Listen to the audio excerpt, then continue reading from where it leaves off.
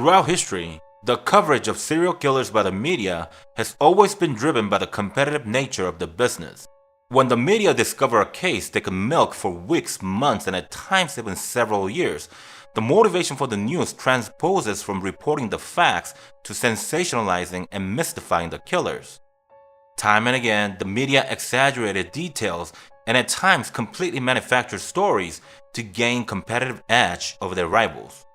This deplorable behavior of the media was in full display during the coverage of serial killers Gene Harris, Charles Manson, and Ted Bundy, to name a few. These individuals had gained celebrity status through the media coverage, but none more so than Charles Manson, who was even viewed as a hero by the extreme wing of young revolutionaries. But then on the other side of the coin were the serial killers that had little qualities about them that could propel them up to celebrity status. And as a result, their crimes were hardly reported, and they were subsequently buried under the pile of news that were deemed more newsworthy. So without further ado, I present you 5 lesser-known serial killers who towered over Jack the Ripper. First on the list, we have Lydia Sherman.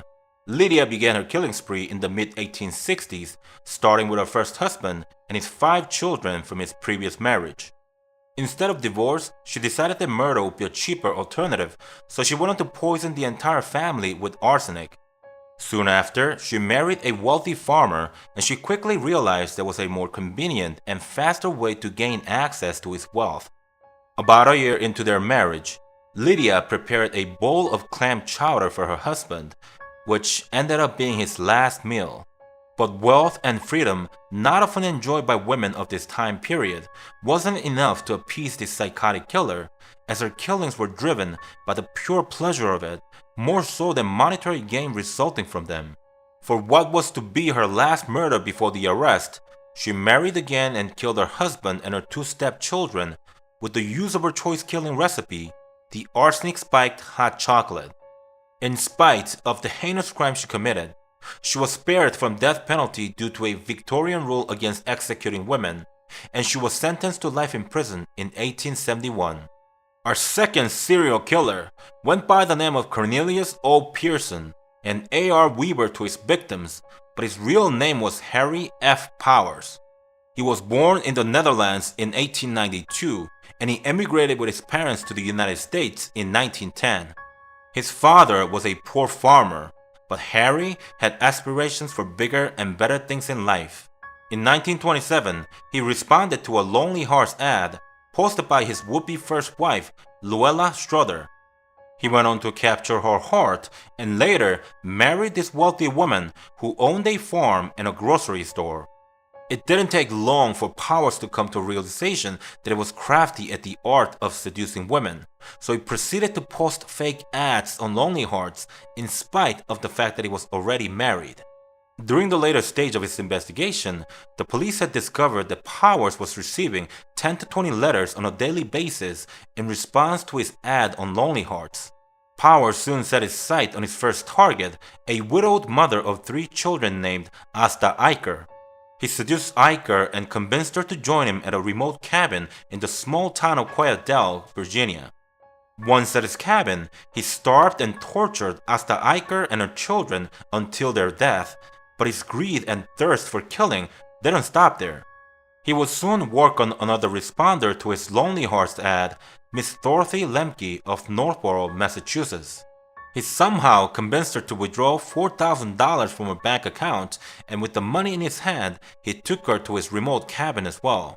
Fortunately, Powers was later identified as one of the last known contacts of Asta Eicher, and the police were able to connect the dots, to which led to the search of his cabin. The police found the crime scenes in 4 separate rooms located under the garage. There, they discovered a burned bank book, clumps of hair, bloody clothing, and a small bloody footprint of a child. Autopsy later revealed Asta Eicher and her 2 daughters were strangled to death, and her young son's skull was caved in due to blows to his head with a hammer. Dorothy Lemke's body was found with her neck still wrapped around with the belt that she was strangled with. Harry Powers was sentenced to death by hanging on December 12, 1931. He took in his last breath at 9 a.m. on March 18, 1932. Number 3 on the list is Bobby Joe Long, who had a rather cruel and peculiar childhood. He suffered multiple head injuries as a child due to many accidental falls. Long was also teased a lot during puberty when he started growing breasts due to being born with an extra X chromosome. His mother was very protective of him and she made him sleep in her bed until he was a teenager. He seemed to have overcome all his hardships as a child when he married his high school sweetheart in 1974. However, the marriage came to an end in 1980 when his wife filed for divorce after having 2 children with Long. Long's crime spree began in 1981, approximately 1 year after the divorce.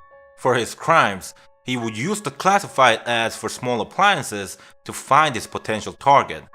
After responding to the ads, he would visit the homes, make sure the husbands were out at work, then he would proceed to rape and rob his victims. He would later be tried and convicted for rape in 1981, but his request for a new trial was granted and the charges were dropped during the retrial. Long moved to Tampa, Florida in 1983, but his killing spree wouldn't start until 1984. Between May and November of 1984, Bobby Joe Long raped, strangled, stabbed, and shot at least 9 victims. The 10th victim was never connected to Long successfully. He'd take pleasure slitting the throats of his victims and at times bludgeoning them to death. He would also position the bodies in odd poses as his final sick and twisted sadistic act of violence. In early November 1984, Long abducted a 17-year-old Lisa McVeigh, but for unknown reasons, he freed her after 26 hours of torturous rape. After she was released, Lisa was able to make positive identification of her captor, resulting in the arrest of Bobby Joe Long on November 16, 1984. After his final appeal trial, Bobby Joe Long was sentenced to 1 5-year sentence, 4 99-year sentences, 28 life sentences, and 1 death sentence. Bobby Joe Long is believed to have raped at least 50 women, and 9 of his victims were confirmed to have been killed. Larry Eyler is the 4th serial killer on our list. He was born in 1952 and during his crime spree, he also became known as the Highway Killer, but not to be confused with the Freeway Killer, which is a story for another day. Larry began his killing spree in his early 30s and all of his victims were young men. He would pose as someone seeking consensual sex with a male partner, and he was forthright with his intention to add a little bondage fun in the mix. Once he successfully moved his target to a secluded area, he would use the excuse of bondage to handcuff them, then proceeded to viciously beat them and kill them. It was later discovered that most of Eyler's victims were also disemboweled. Eventually, Eyler was connected to one of his many crimes when he was observed dumping 8 trash bags in a dumpster, and the tire track he had left had become the key evidence in a police investigation. The police had found the remains of a 15-year-old boy named Daniel Bridge. Daniel was one of the 12 children in his family, and he was working as a prostitute to support them financially. Eyler was later tried and convicted for the murder, and he was given the death sentence. He tried to have his sentence commuted to life by admitting to 21 additional murders and offering to give information on them. The state negated on the deal. The death sentence on Eyler could not proceed as scheduled, however, due to his premature death from AIDS-related complications. He died at the age of 41, and 2 days after his death, his lawyer came forward with the details of the 21 additional murders. The police were able to match the physical evidence at the scenes with the confessions of Eyler, and the case was officially sealed in 1994. The final psychotic killer on our list is Gerard John Schaefer. He was born in Wisconsin on March 25, 1946, the oldest child in the family with 2 other siblings. He described his early life as turbulent, citing his father's verbal abuse and his favoritism to his sister. Believing that the disappointment of his father stemmed from his male gender, Schaefer would become obsessed with women's panties and cross-dressing.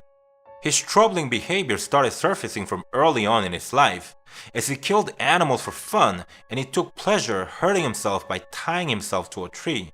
In spite of a very troubled childhood, he went on to graduate college and became a teacher, but not long after, he was fired for totally inappropriate behavior, according to the principal.